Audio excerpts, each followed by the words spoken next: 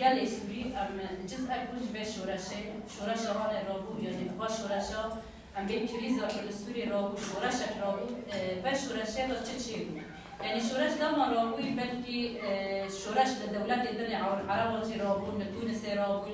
مصر رابو لکه داری رابو شورش دمک ما و شورشا بسر کرد لی شورشا ام بین هندر سوری دا کریزا خال شورشا سوری هر توم چو کورتر بود و رنگ شورش جنما یعنی آنها نابج شورش سوری جبل ادی بود کریزا بود ازوار یعنی هر کسی سوری دیدا زیان دی هر کسی سوری دیدا ایش دی یعنی ام بین بلکه انو قارا مکردان هنکی گیم بود دما شورش دا شورشا 10,011 دست بیویه بلکه انو مزیان هانه پردی بود دما داعش هاتو دی جبهه النصر و نظام جيش الحرب بلکه مکانبون انه جبر هزه مهبون مکانبون مناطق فا او بخارستانا لی گل سوری تواهی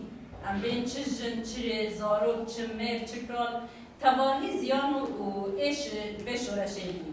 مغاز دوی سمیناری دا بیترتر ام رو لازمه حیشتی آثارش کرده هاتیه ام به هفرا نقاش بکن و ام دغازن با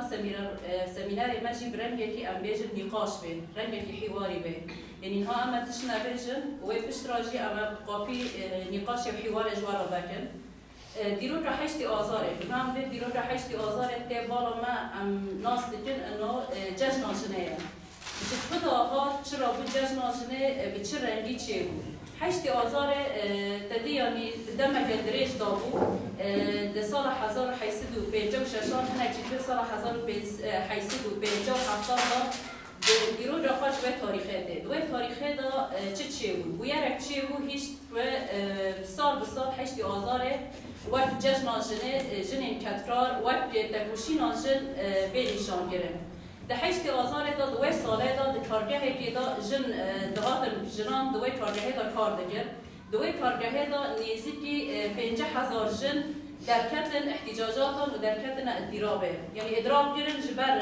کار وانا دمی کار پر دریز بود و زعوه یعنی اجری هان ددان وانا پر دیر بود دوی کارگاه دا که پشتی در کتن احتجاج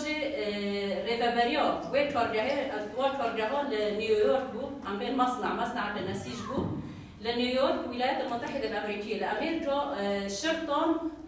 يعني بوليس وانا شرطة وانا وريفابريا وكارجاه نهيش رجن دركب نكولانا يعني جنان وكهفي غاست جنان بترتب ضغط ساعات كاريوان جيم ببي وضغط يعني اجري دستان البراكين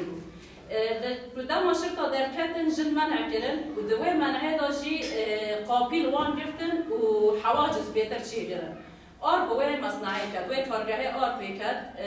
پشتی آر پیکرد، هنر کارکنان بخوا خلاص کرد. دوی بویاره داد، انجام موی بویاره داد، دوای کردن آر داد 129 جنان جیان خاش دست داد. جنان کرد بو مینار، مینار که سر جنان کرد بدن، اما جنان کرد دام دیرو که دا تیج، چهار پارچه کی جنان کی بیشن. جنان کرد سوریا دا، امیر روشن خان هاو، روشن خان، امیر روشن خان. مواليد 1909 بود روشن خان یعنی به 3-4 زمانان زانو بخوانده طبعا اول کرد باطور بود لکوچبر بود هاتنا اندر سوریه دا به شامه یعنی دیجیا هفجینا میر جلدات بدرخان بود یعنی وایه رانه بود جارا یکی یعنی وای به کردی او جنا کرد یعنی یکم رانه بود به کردی بنفسانده و یازیدی را بخوانده و اوجی دکر یعنی وایجی